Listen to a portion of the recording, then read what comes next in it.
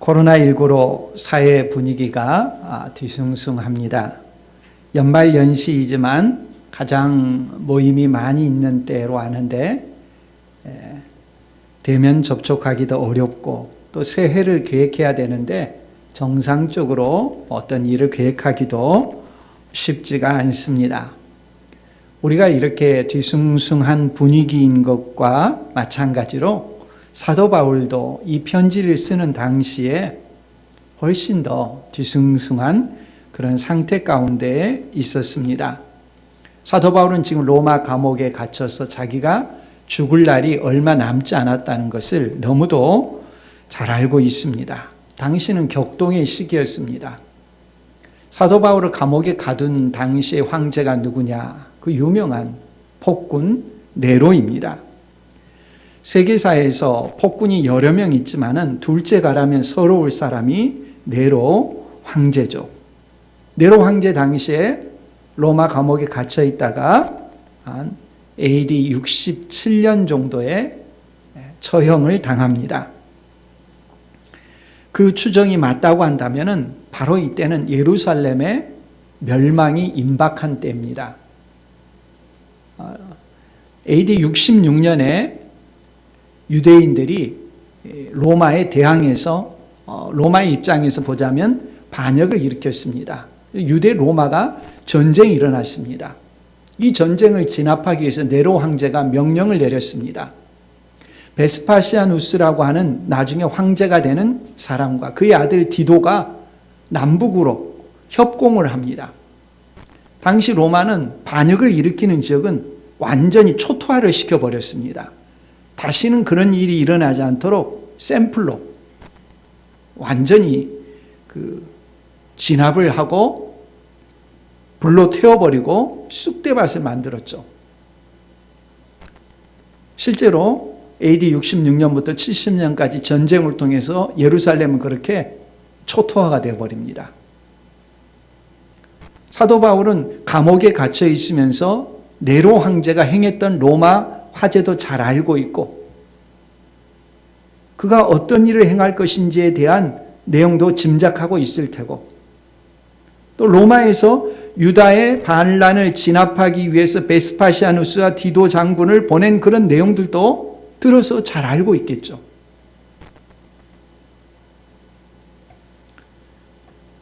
바로 그런 상황에서 정말 흉흉한 상황이죠. 이때 유언장과 같은 디모데후서를 기록해서 소아시아의 에베소에서 사역하는 디모데에게 이 편지를 보냅니다. 자신은 이제 달려갈 길을 마치고 결승점에 도달했음을 알고 있습니다. 자신은 그렇게 세상을 떠날 터이지만 자기의 뒤를 이어서 사역하게 될 디모데에게 편지로서 어떤 삶을 살아야 되느냐 당부하고 있습니다. 이 편지를 보면 어디에서도 폭군 네로에 대한 비판의 말이 담겨 있지 않습니다. 유대 로마 전쟁을 일으키는 사람들에 대해서 비난을 하거나 어떻게 대처해야 된다는 정치적인 훈수도 두고 있지 않습니다. 사도 바울은 단지 세상의 본질에 대해서 말하고 있습니다. 지난주 우리가 3장 앞부분에서 살펴본 것처럼 세상의 본질은 그 근원과 출발에서 문제가 있습니다. 자기를 사랑함으로 인한 고통입니다. 바울은 18가지나 되는 목록을 나열하면서 세상이 고통하는 때다. 자기를 사랑하기 때문에 자기를 사랑하는 사람들끼리의 갈등과 고통, 그것이 세상의 본질이라는 것을 말합니다.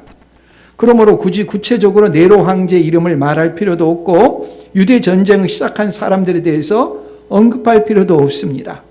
자기 사랑이 그런 식으로 각 시대마다 나타날 것입니다.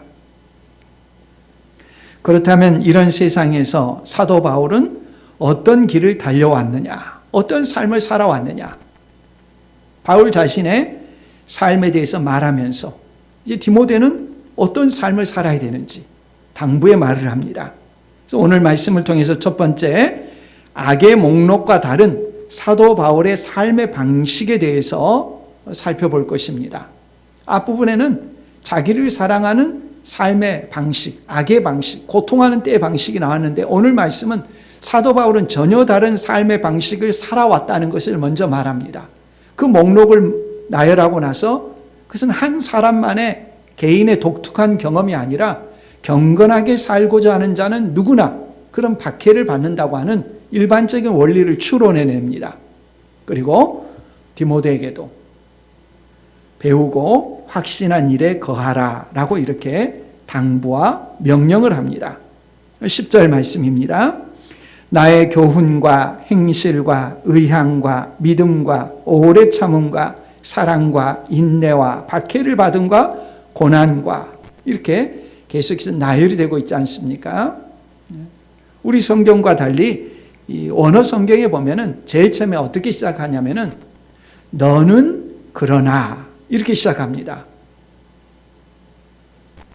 너는이라고 하는 말이 강조되어 맨 앞에 나와 있는데 우리 성경에는 그 부분이 보이지가 않습니다. 약화돼서 뒤쪽에 나오고 있죠. 그 그리스어에서는 동사에 인칭이 포함되어 있기 때문에 인칭을 굳이 쓰지 않아도 됩니다. 그런데도 굳이 시작하는 절에서 너는 이라는 말을 쓰고 있는 것은 강조하고 있다는 거죠. 세상은 그렇게 세상의 본질이 악하고 자기를 사랑하는 방식대로 살아가고 있지만 너는 그러나 달라야 된다는 것입니다. 어떻게 달라야 되는지 말로만 다르게 하는 것이 아니라 자기의 삶을 통해서 사도 바울이 그 예를 들어서 말해주고 있습니다. 이 10절과 11절의 동사가 보면은 그 한글 성경에는 보고 알았거니와 이렇게 12절에 보고 알았거니와라고 나오고 있는데 다른 한글 성경 번역에는 이렇게 표현합니다. 본받아 살아왔으며 또는 본받으며 함께 겪었다. 또 다른 한글 성경은 따르며 함께 겪었다. 공통된 것은 사도 바울의 삶을 본받았고 같이 그렇게 살아왔다는 것입니다. 세상에 자기를 사랑하는 삶의 방식과 다른 삶의 방식의 모델을 사도 바울이 보여주었고 바울이 그런 보여준 방식을 따라서 디모데가 본으로 삼고 함께 살아왔었다는 것을 말씀합니다. 이 두 가지 삶의 방식이 있는데 너는 어떤 방식을 따라야 되느냐 하는 것을 지금 바울이 디모데에게 말하고 있는 것이죠. 보다 구체적으로 11절에 보면 박해를 받은 것을 박해를 참음과 고난과 또한 안디옥과 이고니온과 루스드라에서 당한 일과 어떠한 박해를 받은 것을 내가 과연 보고 알았거니와. 안디옥과 이고니온과 루스드라에서 당한 일, 어떤 일일까요? 사도 바울은 이렇게만 표현해도 디모데는 너무 잘 알고 있습니다. 우리는 좀 더 사도행전을 통해서 그 내용을 기억해 봐야 합니다.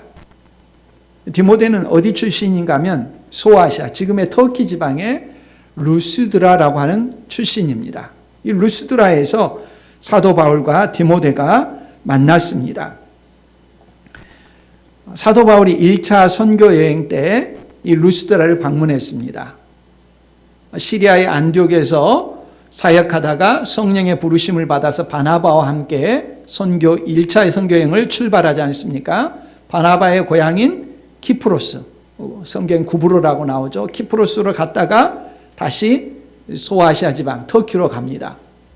비시디아 안디옥으로 해서 이고니온, 루스드라, 더베 이런 방식으로 진행해 나갑니다. 사도 바울이 이 디모데가 살던 루스드라에 가서 사역을 합니다. 루스드라에서 복음을 전하는데 그 이전에 복음을 전했던 안디옥과 이고니온 지방에서 유대인들이 추격해 와가지고 사도 바울의 복음 전하는 내용을 회방할 뿐만 아니라 그 지역 주민들을 충동해서 투석을 합니다. 사도 바울이 돌에 맞아서 피를 흘리고 쓰러졌습니다. 사람들은 사도 바울이 죽은 것으로 알고 그 바울을 성 밖으로 내쳤습니다.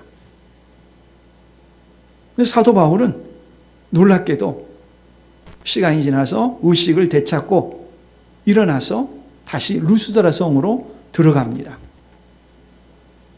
그리고 하루를 자고 나서 1차 선교여행의 마지막 종착지인 더베로 갑니다. 더베 가서 복음을 전하고 나서 다시 또 기존에 복음을 전했던 곳으로 되돌아갑니다. 그때 상황을 사도행전 14장 21절 이하에서는 이렇게 설명을 합니다. 복음을 그 성에서 전하여 많은 사람을 제자로 삼고 루스드라와 이고니온과 안디옥으로 돌아가서 제자들의 마음을 굳게 하여 이 믿음에 머물러 있으라 권하고 또 우리가 하나님의 나라에 들어가려면 많은 환난을 겪어야 할 것이라 하고 1차 선교에 처음부터서 사도 바울은 많은 박해를 받았습니다. 박해를 받은 것이 이상하게 여긴 것이 아니라 당연하다고 여겼습니다. 바울만 그런 것이 아니라 복음을 전달받은 사람들도 많은 환난을 겪어야 하리라. 그렇게 말합니다. 사도 바울은 이렇게 1차 선교여행을 마치고 나서 얼마 후에 2차 선교여행을 떠납니다. 2차 선교여행은 먼저 1차 선교여행을 갔던 곳부터서 찾아가 봅니다. 염려가 됐겠죠. 처음에 복음을 전했던 사람들이 계속해서 신앙생활을 잘하고 있을까? 어떻게 되었을까? 궁금하니까 자신이 복음을 전했던 곳을 다시 찾아가게 됩니다. 바로 이 2차 선교 여행 때 루스드라에 방문해서 디모데를 데리고 가게 되는 것입니다. 처음부터 도전이 되었겠죠. 복음을 전하는 것이 어떤 의미인가 하는 것을 디모데는 너무 잘 알고 있습니다. 1차 때 봤던 사실 아닙니까? 돌에 맞아 죽을 뻔했어요. 피를 철철 흘렸어요. 그래도 굴하지 않고 복음을 전하는 거예요.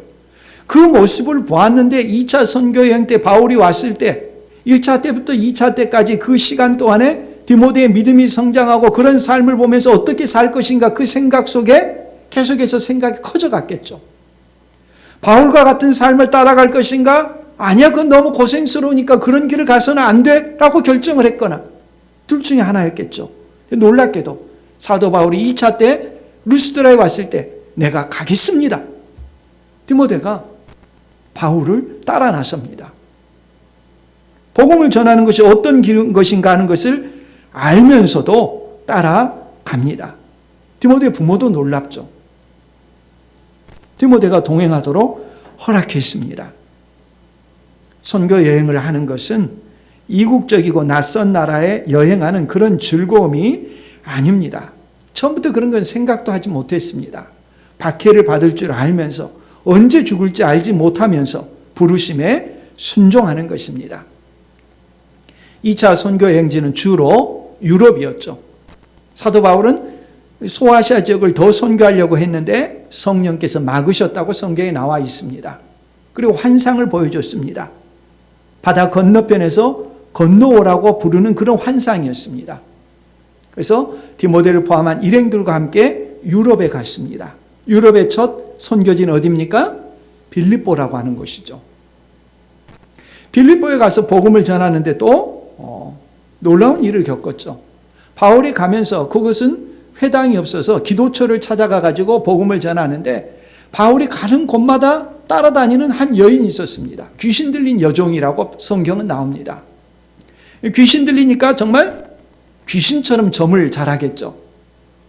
사람들이 그 귀신 들린 여자를 찾아올 때마다 과거를 맞추고 점을 치니까 그로 인해서 수입이 짤짤한 것입니다.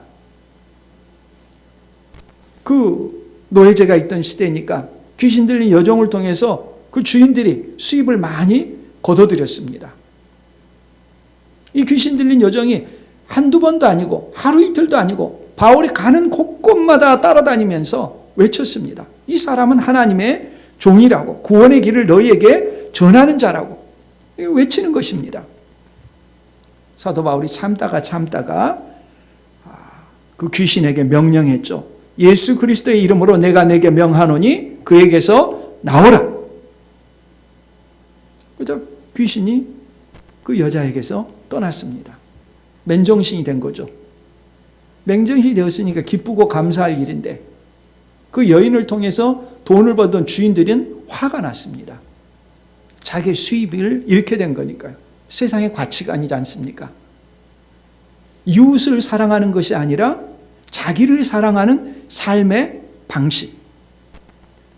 자기의 재산을 잃게 된 것으로 생각하고 사도 바울을 데려다가 감옥에 때리고 감옥에 가둬버립니다. 자신들이 받지 못할 풍속을 전했다는 그런 죄목으로 사도 바울을 감옥에 가둬버린 것이죠. 옷을 찢고 매로 치고 그렇게 관원들이 감옥에 가뒀습니다. 지금 같은 감옥이 아닙니다. 인권은 상상할 수도 없습니다. 먹고 마실 것은 스스로 알아서 해결해야 되고 벌레들이 들끓고 위생과 청결이 말이 아닌 그런 감옥입니다. 바울을 따라 나섰던 디모데는 충격을 받았을 것입니다. 어린 나이였습니다. 아마 10대였을 겁니다. 그가 낯선 땅에서 할 수 있는 일이 뭐가 있겠습니까? 기가 막혔겠죠. 내가 제대로 따라왔는가? 이런 삶을 계속 살아야 되는가? 고통스러웠겠죠. 놀랍게도 사도 바울은 다음 날 감옥에서 나왔습니다. 바울이 빌립보 감옥에 갇혀가지고 찬송하고 기도하자 옥문이 열렸던 것이죠. 그럼에도 불구하고 바울은 도망치지 않고 죄수가 도망하게 되면 형벌을 대신 받아야 되는 감옥을 지키는 사람을 오히려 위로하고 그 가족이 오히려 예수를 믿게 하고 당당하게 감옥에서 바울이 나왔죠. 오늘 말씀 11절 후반부처럼 주께서 이 모든 것 가운데서 나를 건지셨느니라. 그는 은혜를 맛봤죠. 사도 바울은 이어서 빌립보에서 데살로니가로 갔습니다. 데살로니가 회당에 가서 복음을 전하자 듣는 그 복음을 받아들인 사람들이 있었습니다. 그걸 보면서 또 회당에 있는 사람들이 시기가 나가지고 바울을 박해하죠. 그래서 바울이 그 다음 지역인 베레아로 가게 됩니다. 베레아 사람들은 신사적이라고 하죠. 바울이 전한 복음을 듣고서 정말 그러한가? 구약 성경이 약속한 대로의 그리스도가 예수님이신가? 맞춰보면서 그러면서 또 그들 가운데 예수님을 믿는 사람들이 나오게 됐습니다. 그래서 또 데살로니가에서 사람들이 베레아로 와가지고 바울을 박해하려고 합니다. 베레아에 있는 사람들이 바울만 너무 급하니까 아마 그랬겠죠. 바울만 몰래 데려다가 배를 타고 아덴이라고 하는 곳, 지금의 아테네로 데리고 갔죠. 아테네는 철학의 중심지지 않습니까? 아테네에서도 바울은 그 많은 우상들을 보면서 견딜 수 없어서 복음을 전했습니다. 혈혈단신으로 복음을 전했습니다. 그리고 나서 고린도로 갔습니다. 고린도에서 베레아에서 헤어졌던 디모데와 일행들을 만납니다. 1년 6개월을 머물면서 복음을 전했습니다. 고린도에서 사람들이 가만히 있습니까? 이번에는 바울을 데려다가 소송을 합니다. 갈리오 총독 앞에서 소송을 제기하는 것입니다. 가는 곳곳마다 이런 일들의 연속이었습니다. 구타를 당하거나 감옥에 갇히거나 소송을 당하거나 예수 믿는 삶이라는 것이 평탄하지가 않은 거예요. 예수를 증언하는 삶이 힘든 거예요. 디모데는 곁에서 그 모든 내용을 봤어요.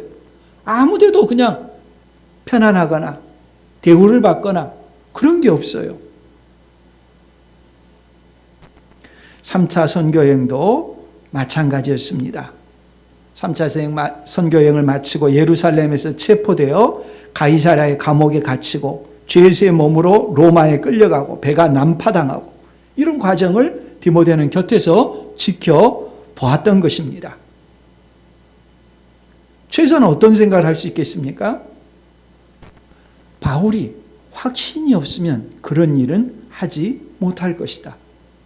자기 믿음에 분명한 확신이 있기 때문에 어떤 환난을 당하더라도 그것을 인내하고 감내하며 복음을 증언하는 것입니다.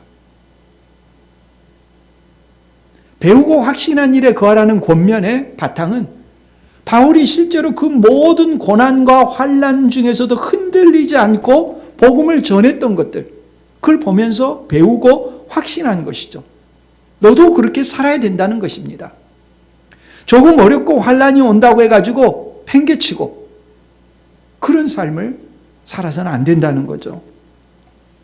10절에 보면 처음 내용에만 소유 대명사를 사용해서 나의 교훈이라고 이렇게 번역이 되어 있지만 나머지 모든 것에도 다 나의라고 하는 말이 들어가야 됩니다. 나의 행실, 나의 의향, 나의 믿음.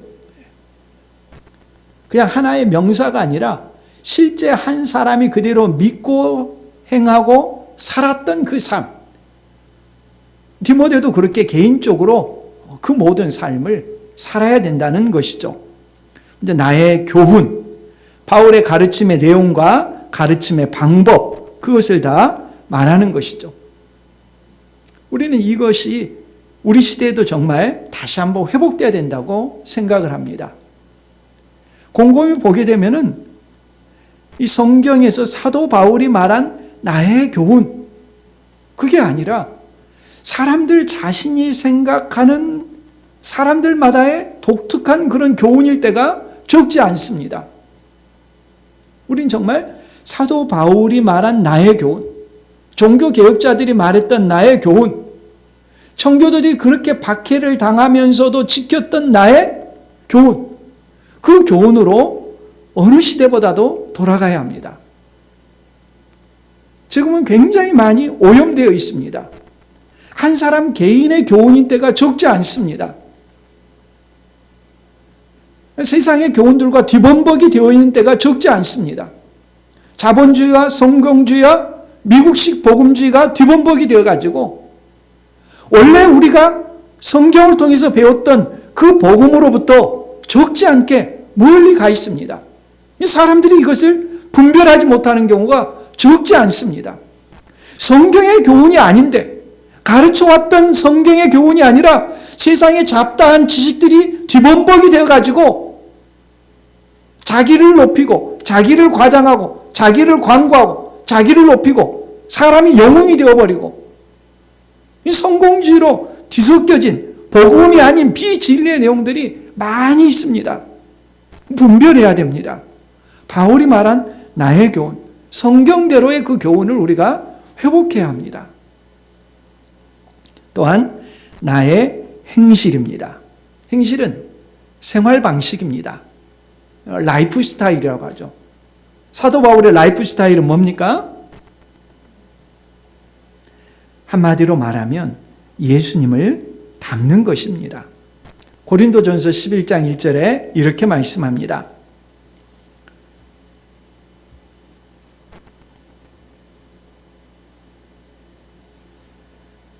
내가 그리스도를 본받는 자가 된 것 같이 너희는 나를 본받는 자가 되라. 쉽게 말하면 바울이 그리스도를 본받는 것을 인생의 목표로 삼고 그렇게 라이프 스타일을 정했듯이 너희도 사도 바울처럼 예수 그리스도를 본받는 그런 삶을 살라는 것입니다. 인생의 목표와 방향과 모델이 분명합니다. 어떤 일을 결정할 때 어떻게 결정하면 됩니까? 가장 단순하게 하면 이 상황에서 예수님이라면 어떻게 결정했을까? 이렇게 살아가라는 것입니다. 바울이 그렇게 살았듯이 우리도 그렇게 하라는 것입니다. 물론 쉽지 않겠죠. 그러나 그것이 우리의 행실이 되어야 된다는 것입니다. 바울이 그렇게 살았다는 거죠. 세 번째는 나의 의향입니다. 의향이라는 것은 목적이죠. 인생의 목적을 어디에 두느냐는 것입니다. 세상의 삶의 목적은 나를 사랑하는 것이었죠. 그러나 사도 바울은 하나님께서 자신을 왜 구원하셨는가? 하나님의 뜻에 순종하는 것을 첫째 자리에 두고 소명에 충성하며 살았습니다. 또 나의 믿음입니다. 단지 머릿속으로만 지식으로만 믿음이 아니라 그런 믿음은 귀신도 가지고 있다고 그랬죠. 사도 바울이 말한 나의 믿음은 실제 삶에서 나타나는 믿음입니다. 신뢰하며 온전히 하나님 앞에 맡겼던 것이죠. 죽음의 위기에서도 흔들리지 않고 감옥에서 찬양했던 바울의 믿음입니다. 난파된 배에서도 두려워하지 말라고. 나의 하나님이 나와 함께 계시니까 너희 한 생명도 잃지 않는다고. 담대하게 선언할 수 있었던 그런 믿음이죠. 다섯 번째는 나의 오래 참음입니다. 여기서 오래 참는다는 것은 분노의 마음을 잘 다스리는 것입니다. 에베소서 4장 2절 말씀에 보면 오래 참음으로 사랑 가운데서 서로 용납하고, 오래 참음과 사랑이 결부되어 있습니다. 고린도전서 13장 4절 그 유명한 사랑장에서도 사랑은 제일 첫 번째 정의가 오래 참고였습니다. 참는 것은 사랑의 열매입니다. 참지 못한다는 것은 사랑이 부족하다고 하는 증거입니다. 그래서 다음 목록에 나오는 것이 무엇입니까? 여섯 번째가 나의 사랑이라고 하는 것입니다. 세상에서는 윤리의 본질이 무엇인가를 가지고 논쟁을 합니다. 어떤 사람은 윤리는 아래태다, 덕이라는 것이죠. 어떤 사람은 또 뭐라고 하면 동양권 같으면 윤리의 본질은 충이다, 충성해야 된다. 군주에게 충성하고 충성해야 된다. 또 어떤 사람은 효다. 윤리의 본질이 무엇인가? 윤리의 가장 기본적인 덕목이 무엇인가를 가지고 세상은 이래저래 말합니다. 성경은 명백합니다. 성경이 가르치는 윤리의 본질은 무엇입니까? 사랑입니다. 하나님께서 우리를 먼저 사랑하셨습니다. 그 사랑을 받은 자는 하나님을 사랑하고 이웃을 사랑하는 것입니다. 이 기독교 윤리의 본질이고 핵심입니다. 다른 말을 할 필요가 없습니다. 하나님을 사랑하고 이웃을 사랑하면 그 사람은 율법을 다 이룬 것이다라고 담대하게 성경은 말합니다. 일곱 번째는 나의 인내입니다. 좀 이상하죠. 다섯 번째는 오래 참음이라고 했고, 일곱 번째는 인내라고 하니까 마치 한글과 한자를 바꿔 쓰는 것처럼 생각하기 쉬운데요. 번역을 하다 보니까 그런 것입니다. 다섯 번째 오래 참음이라고 하는 말은 내적인 것입니다. 분노에 대해서도 분노할 상황에서 그것을 사랑으로 다스리고 누르고 하는 것이지만, 일곱 번째는 외부의 박해에 대해서, 외부의 환경에 대해서, 외적인 것에 대해서 인내하는 것이죠. 그러니까 내적으로 참는 것이고 외적으로도 참는 것입니다. 이런 10절에 나오는 목록의 내용은 이론이 아니라 바울이 나해라고 하는 말을 계속 붙인 것처럼 그렇게 살아왔다는 것이고, 그것을 곁에서 디모데가 보아왔던 것이고, 이런 내용은 진품, 인증, 마크와 같은 것입니다. 그래서 우리가 좀 생각해 볼 내용이 있습니다. 그러면 사도 바울의 삶은 사도로서 특별히 예외적인 경우라고 할 수 있는가? 시작하면서 너는 그러나라고 단수로 말한 디모데만을 향한, 디모데만이 적용해야 되는 그런 말씀일까? 우리가 생각해 봐야 합니다. 어떻게 생각하십니까? 사도 바울만 유별난 삶을 살았고, 바울처럼 디모데만 딱 꼭 집어서 디모데의 한정에서만 이런 삶을 살아야 하는가? 12절입니다. 무릇 그리스도 예수 안에서 경건하게 살고자 하는 자는 박해를 받으리라. 원어 성경에 보면 모든이라는 말이 있는데, 모든이라는 말이 약화되어 있습니다. 경건하게 살고자 하는 모든 자는 박해를 받으리라입니다. 특정한 사람에게만 해당하는 것이 아니라 경건하게 살고자 하는 사람은 누구나 예외 없이 그와 같은 길을 걷게 된다는 말씀입니다. 경건이 무엇입니까? 지난주 말씀드렸던 것처럼 하나님을 닮는 것이 경건입니다. 경건하게 살고자 하면 박해를 받습니다. 예수 그리스도를 전하고 하나님을 닮고자 하는 삶 때문에 세상으로부터 고통받는 것을 박해라고 합니다. 경건과 박해는 뗄 수 없는 관계에 있습니다. 동그란 네모라고 하는 말이 모순이듯이 그리스도 예수 안에서 경건하게 살면서 박해가 없는 삶도 모순입니다. 대단히 중요한 명제입니다. 바울 자신의 삶의 경험으로부터서 나온 것이고, 그 바울의 경험을 살아가고 있는 디모데도 역시 겪고 있는 문제입니다. 이런 문제가 없는 사람이 없는 것이죠. 우리가 예수 그리스도를 바르게 믿고 예수님을 닮는 삶을 살아가고자 한다면 박해를 받는 것은 이상한 것이 아닙니다. 지구의 자전과 공전이 하나님께서 창조하신 자연계 법칙이듯이 우리가 경건하게 살고자 하면 세상으로부터 때로는 박해를 받는 것은 영적인 법칙입니다. 사도 바울과 같이 경건하게 우리가 살고자 한다면 우리의 질문은 분명해집니다. 다른 사람은 고난이 없는 것 같은데 왜 나에게만 고난이 있는 것일까? 이렇게 묻는 것이 아닙니다. 나에게 고난과 박해가 없는 것은 그리스도 예수 안에서 경건하게 살고자 하는 간절함이 없다고 하는 그런 증거는 아닐까?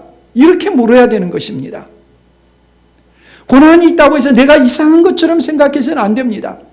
오히려 나에게 고난과 박해가 없는 것이 하나님의 자녀답게 경건하게 최선을 다해 살고자 하는 모습이 없기 때문에 세상으로부터 갈등하는 모습도 없고 세상에 박해도 없고 자신의 정체성이 드러나지 않는 것은 아닌가? 하나님 앞에 우리 자신을 정직하게 고민해 봐야 되는 것입니다. 일부러 고난과 박해를 찾아다니라는 말이 아니죠. 누가 고난과 박해를 좋아하겠습니까? 그러나 경건하게 살고자 하기 때문에 세상은 경건하게 살고자 하는 사람을 내버려 두지 않습니다. 자신과 다른 색깔을 갖는 것을 싫어합니다. 13절 악한 사람들과 속이는 자들은 더욱 악하여져서 속이기도 하고 속기도 하나니. 세상의 본질을 꿰뚫는 말씀입니다. 속임이라고 하는 말입니다. 창세기 3장에서부터 요한계시록까지 사탄이 활동하는 그 모든 현장에서 두드러진 특징이 뭡니까? 거짓말, 속임수입니다.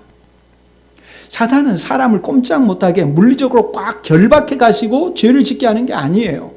사람의 생각 속에, 사람의 뇌 속에, 사람의 말 속에 속이는 생각을 집어넣습니다. 속이는 말로 사람을 전염시킵니다. 그리고 자기가 결단하고 행동하게 만듭니다. 이게 사탄의 방식이에요. 인류 최초의 죄도 그랬지 않습니까? 에덴 동산에서 하나님의 말씀은 선악과를 먹으면 정령 죽으리란데 사탄은 뱀의 모양을 하고 아담과 하와를 속였습니다. 너희가 선악과를 먹으면 하나님과 같아지리라. 같아졌습니까? 결과는 하나님과 단절이고 영적인 죽음이었죠. 그리고 모든 인류는 다 죽게 되었죠. 지금도 사탄은 속입니다. 자기를 사랑하는 그 마음을 이용해서 이기적인 삶을 살도록 계속해서 유혹하는 것입니다. 대표적인 거짓말과 속임수가 뭡니까? 사람의 생각 속에 부추기는데 내가 지금 무엇을 가지고 있지 않은데 이 결핍된 요소를 내가 갖기만 하면 내 삶은 행복해지고 나아질 것이다. 이 생각을 사람들에게 주입합니다. 엄청난 성공을 이루고 있죠. 지금 내게 이 문제가 있는데 이 문제만 해결되면 그 다음부터 내가 신앙생활을 잘할 것이다. 내가 지금 집이 없는데 집만 소유하게 되면 그 다음부터는 신앙생활을 잘하겠다. 내가 지금 자녀가 어려운 가운데 처해 있는데 자녀가 대학에 진학하기만 하면 그 다음부터는 신앙생활을 잘해야겠다. 이런 생각을 주입하는 거예요. 그럼 그 문제를 해결하면 신앙생활을 잘합니까? 천만의 말씀이에요. 욕망은 더 커집니다. 그 다음 소망하는 일들은 계속해서 생겨납니다. 마귀가 사람들에게 계속 부추기는 것. 지금 너는 무엇이 없어서 부족해, 결핍돼. 다른 사람 앞에 당당하게 너 자신을 내세울 수 없어. 그러니까 이 부분의 문제를 해결한 다음에 신앙생활 잘하면 돼. 멋진 속임수고 사람들은 예외 없이가 아니라 대부분이 이 속임수에 속고 있습니다. 그것만 해결되면 자기의 인생이 풍요롭고 잘 살고 성공할 것이라고 끊임없이 마귀는 우리의 생각에 쇠뇌하고 이끌어갑니다. 그러다 보니까 평생 만족이 없고 감사가 없습니다. 제가 초등학교 1학년 때 담임선생님이 했던 말씀을 잊지 않고 기억합니다. 다른 건 다 잊어버렸는데 어떻게 이상하게 그 말씀만 저한테 기억에 남습니다. 뭐라고 하셨냐면, 단군 이래로 너희 시대처럼 행복한 시대가 없고 잘 사는 시대가 없다. 지금 생각하면 정말 가당치 않은 말이지 않습니까? 한 5년 정도 된 그때 당시에 담임선생님은 일제시대를 사신 후 전쟁을 겪은 세대이기 때문에 얼마나 어렵고 힘든 시대를 살아갔습니까? 그분의 기준으로는 제가 초등학교 들어간 그 1학년 때의 삶이 그 모습이 너무도 행복해 보이는 거예요. 지금 보면 그 말도 아니지 않습니까? 우리나라 그때 후진국이었습니다.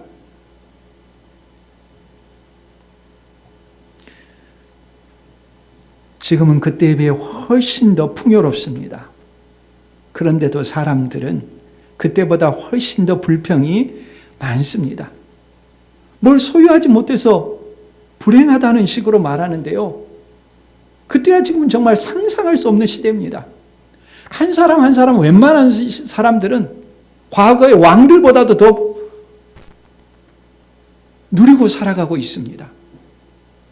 그런데도 마귀는 사람들에게 불행한 것처럼 자꾸 생각을 주입하고, 사람들은 그런 말에 속아 넘어가고 있습니다. 세상의 본질을 바울이 명쾌하게 말하고 있습니다. 속이는 것입니다. 계속해서 속입니다. 더 악해져서 속이기도 하고 속기도 합니다. 여러분에게 여쭤봅니다. 어떤 말이 반만 맞습니다. 그러면 이 말은 맞는 말입니까? 틀린 말입니까? 반만 맞습니다. 반은 맞고 반은 틀리는데 이 말을 맞다고 해야 됩니까? 틀려야 된다고 합니까? 틀려야 된다고 말합니까? 사탄은 사람을 속일 때 100% 거짓말로 속이는 것이 아닙니다. 아담과 하와에게 했던 말도 그렇습니다. 완전한 거짓말로 속이는 것이 아니라 많은 맞는 말 속에 거짓을 약간 섞어 놓는 것입니다. 사기꾼들의 특징이 그렇지 않습니까? 100% 거짓말하면 사람이 누가 속습니까? 8, 90% 진실에다가 거짓말을 10%, 20% 속는 거예요. 속는 사람들의 특징은 뭡니까? 이 거짓말 10%, 20%에 주목하는 것이 아니라 맞는 말 8, 90%를 집중하는 것입니다. 8, 90%가 맞으니까 나머지 말도 당연히 맞을 것이라고 논리적인 비약을 해버리는 거예요. 믿고 싶은 것을 믿어버리는 거죠. 그러니까 덜컥 속는 것이고 재산을 날리는 것이고 망하는 것이죠. 사기꾼의 방식이 마귀의 방식과 닮은 것입니다. 같은 것이라고 말할 수 있습니다.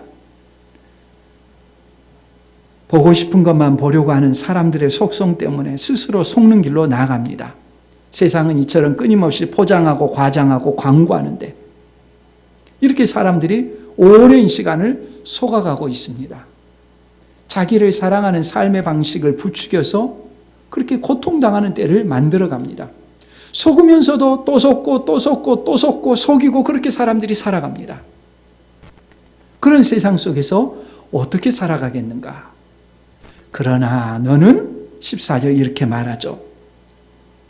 그러나 너는 배우고 확신한 일에 거하라. 너는 내가 누구에게서 배운 것을 알며. 10절과 똑같이 시작합니다. 그러나 너는, 오늘하면 너는 그러나.